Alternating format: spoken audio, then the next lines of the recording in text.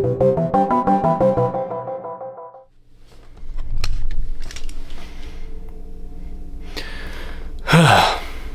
going on, y'all? It is June 10th. It's a Monday. Have been a little hesitant and just kind of lazy on posting this last video because there's just so much information and different videos to go through, but I'm finally getting to the end of it, and I just wanted to kind of record the beginning and the ends just once I had everything that I wanted in there. But yeah, I have this video prepared of my first halibut season, and it's pretty awesome. The video starts off where it shows us icing up the fish hole, and the reason that we do that is, you know, as we catch the fish, we don't want them to go bad. So, you know, when we pick them up, gut them, all that kind of stuff, we will stuff them with ice and put them down in the fish hole, cover them with ice just to make sure that they're good. And I mean, the ice kept up pretty well. So that's the first video, and then the second shot, it's in the dark when we are actually leaving the bay, and I think it was about 3 a.m. And we got to where we were going the next day on Saturday. We left Friday night, got there Saturday in the morning, afternoonish, and set our first line of gear. And here's the way that this works. I kind of explained this a little bit in the last, I guess, one of the last videos that I talked about, but basically, you know, we wake up in the morning, and the terminology you use is setting the gear. And the gear consists of a long line. We have 2 7 skates, a 3 skate, and a 4 skate. And you know, it's 7.5 miles worth of line. What we do is we get buoys, we throw those out, and then we let the line go down, put an anchor so it's sitting on the ground, because you want the long line on the ground because that's where all the halibut are.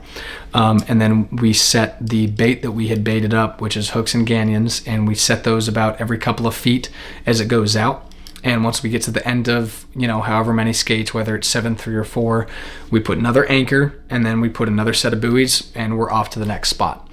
The big part of that is the captain has all of these like data charts, radar, all that kind of stuff to kind of see, you know, where the best spot to drop the line is. And that was anywhere between, I want to say, 30, 40 feet to 70 to 100, kind of somewhere in that range. There were different shelves, different depths, and you know, we kind of tried all different kind of places.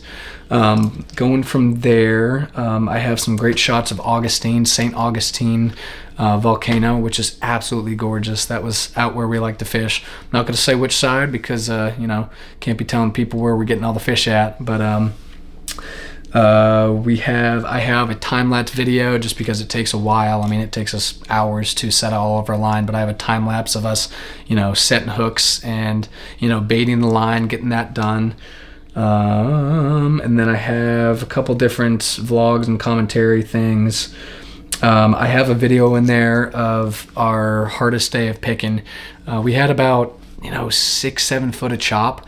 But what stinks is, you know, I was really excited to get the video of this because it looked really rough. But then on the video, I mean, it looks like it's just like a little ripple. So there's a video where, I mean, the boat's like rocking back and forth, but you know, the video just doesn't do it justice. I mean, you're gonna have to get out there and do it yourself to see. But after that, I got a couple different videos of, you know, how we bleed the fish. You know, it was a learning curve getting to do that. I've never really hunted or fished or anything like that. Well, I fished a little bit, but I never really had any luck with it until now. But I have a video of gutting the fish, or not gutting them, sorry, bleeding them. And what you do is you got to stab them in between the gills, and that kind of, you know, at first I was kind of sad about it, but it's just what you got to do.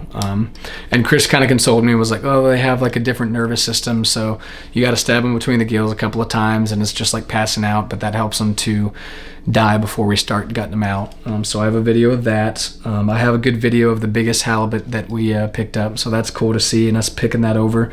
And then I have a video of us getting some skates, which are basically just some stingrays and some different cods. And I think the last thing really is the unloading part, which is really cool to see.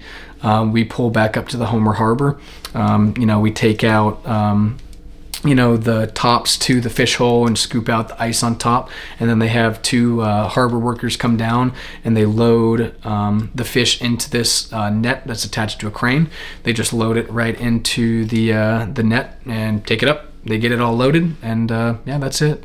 So we were actually about 50 pounds shy of our quota. I think it was 52, but I mean, we were right on with catching our quota. We were right at I think 10,050 pounds. So it took us a 5-day trip. So I think it was 4 days of fishing and kind of 1.5 there and back, and then the next was 4 days. So that's, you know, 3 days of fishing. So it was an experience. If anybody out there is, you know, just wanting a taste of adventure, get a little bit of different pace, I would highly suggest getting up here and just getting a chance to get your feet wet and everything else as well. Because I mean, you got to get used to embracing the suck with just being wet, and that's one of the things that I struggled with. But that's what Chris said, is you just got to learn to embrace it, because you're, you know, out on the ocean, and that's just, you know, it's part of it. But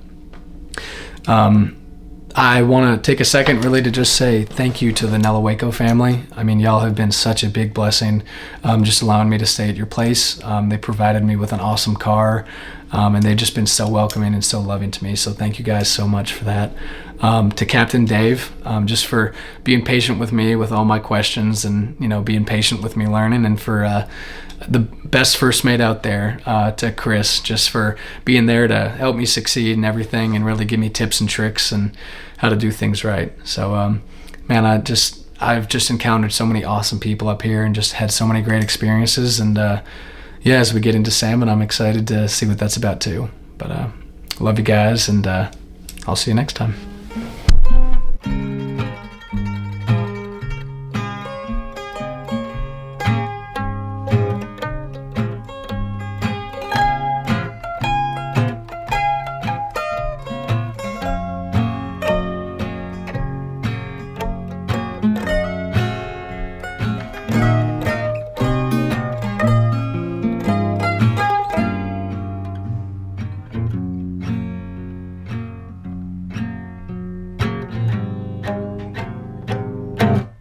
This heart of mine keeps decent time. Though my ears may be weak and my eyes may be all but blind, I still have sense enough to feel that I'm not much without you near. I've paid my dues, loved one or two, but still it keeps a boiling down to you. So choose to be my victory or vice.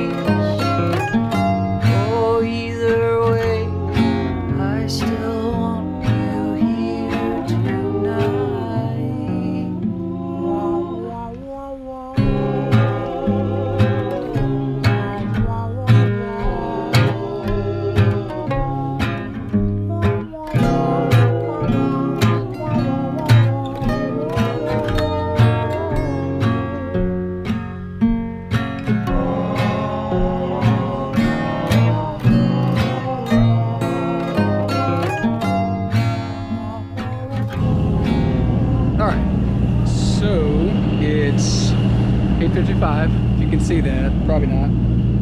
Hold on. 8:55. You still can't see it. I'm tired. 8:55. Oh yeah, there's Dr. Fredericks, by the way. I hate that guy. Dr. Fredericks, if you ever watch this video, just know that I hated your math class, and I really didn't appreciate when you called me a math retard. Anyways, so we just dropped bait. This line is completely empty. There's 7.5 miles of line that we drop. It's long line, sits on the ground. I'll get a video and show you kind of what it looks like when it's full. And yeah, so basically what that looks like is we have Chris sitting on this side and me sitting over here. We have our anchors, we have our buoys, which, you know, we don't have them because they're out right now. But you got your brake. We throw the line through, we anchor it throw it out, tie buoys to it, drop the line, and then we have hooks and bait. And we will take that and gannion it onto the line, and it just shoots out. So, yeah. We woke up at around 5 a.m., which was early because we went to bed probably around 3 a.m., so we got a good 2 hours of sleep. But the good part is, after we set all of the line, we get about 3 hours just to let the line soak and sit so the halibut can grab it, and we pull it back up. But till then, we're gonna have some breakfast and we're gonna sleep.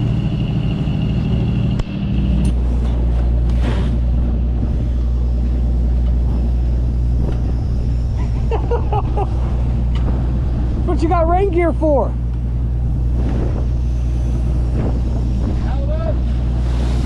He's a keeper. I'll measure. Chicken. Chicken? Yeah. All right.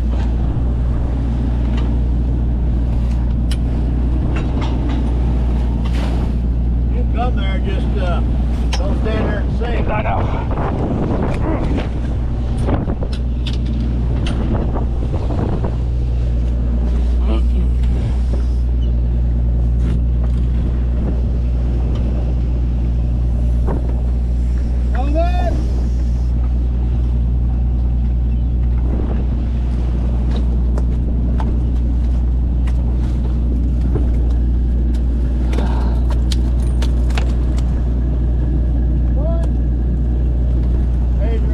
Yes, sir.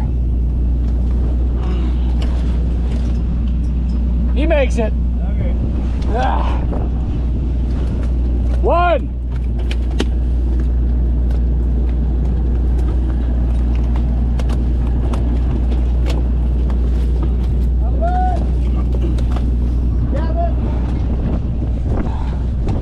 Good shit, Chris. I got him.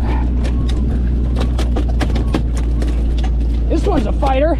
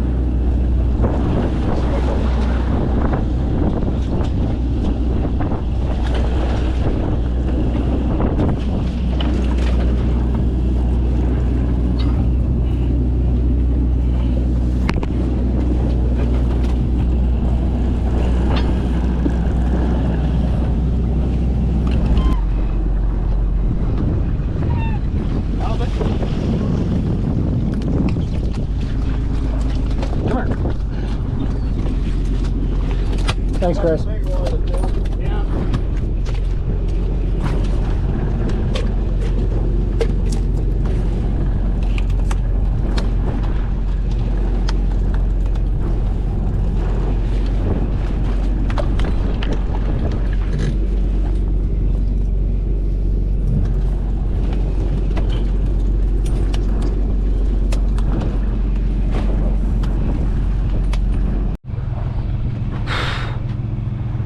Oh my gosh. We just finished our first set. That sucked. But we got about 1,800 pounds of halibut. So, yep. We made it all the way over to Augustine. So we got a real pretty sunset. Gosh, it's beautiful. So I'll make a video about kind of the process of what we have to do when it comes to catching them. And yeah, I'm about to learn how to gut them for the first time too. But I am exhausted. And boy, did I get seasick. I didn't throw up. But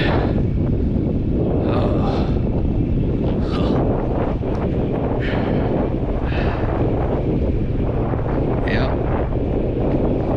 Love you guys.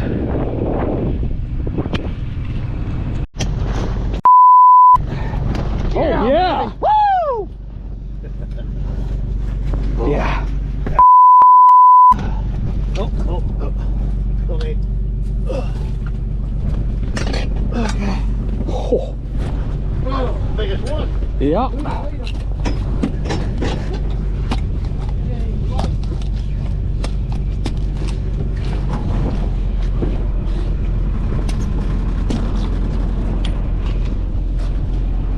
All right.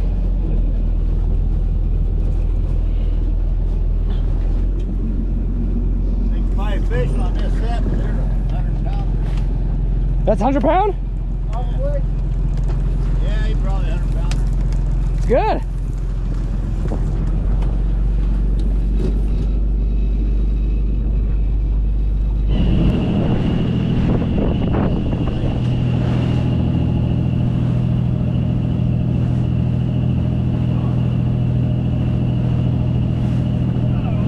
Stuck. Hold on.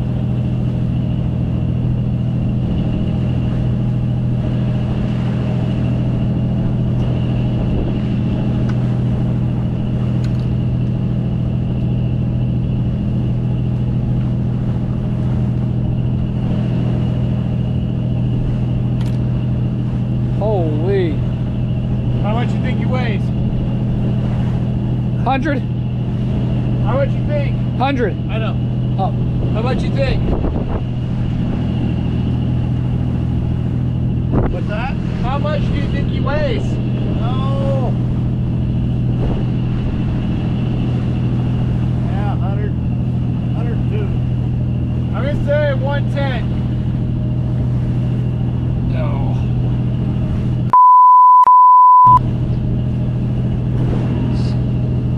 He's bigger than that.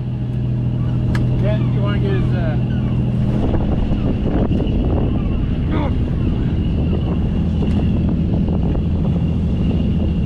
141. 141. 141, that's pretty good. That's pretty good. Woo!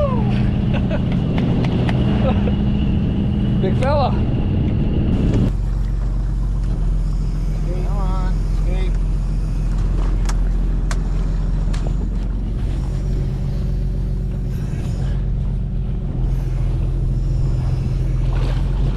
Right there's good.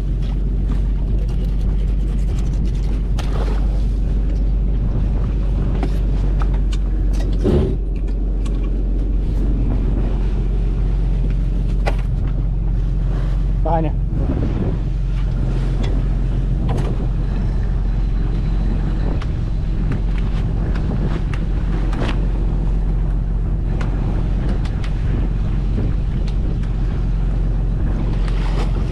Keeper.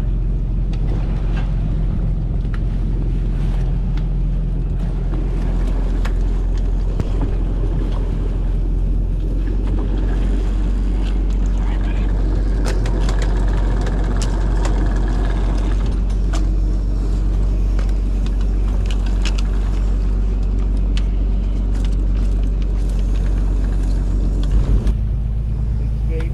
Probably big skate. It is. Yeah. Holy.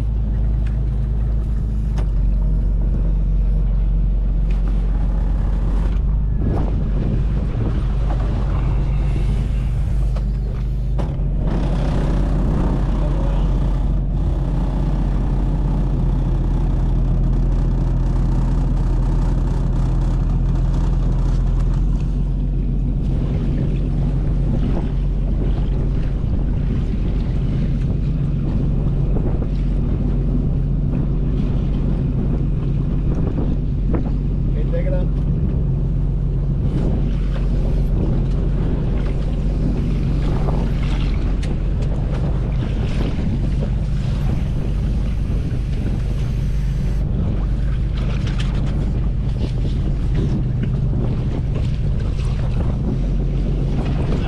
Right there, right there. Keep him right there.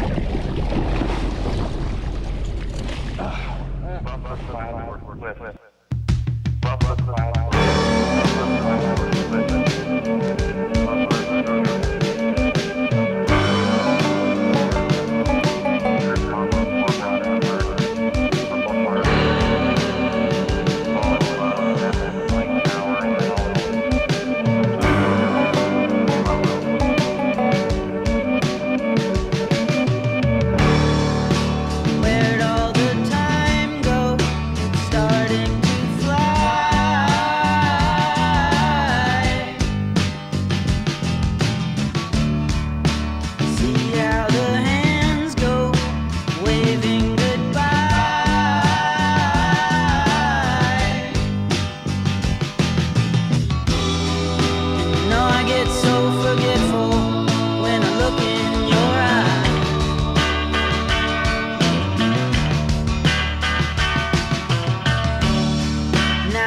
she's walking backward through a parade.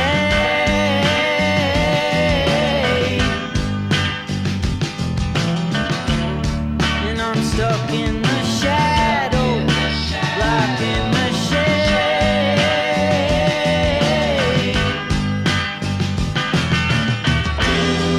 There ain't no way to sweep up the mess that we made.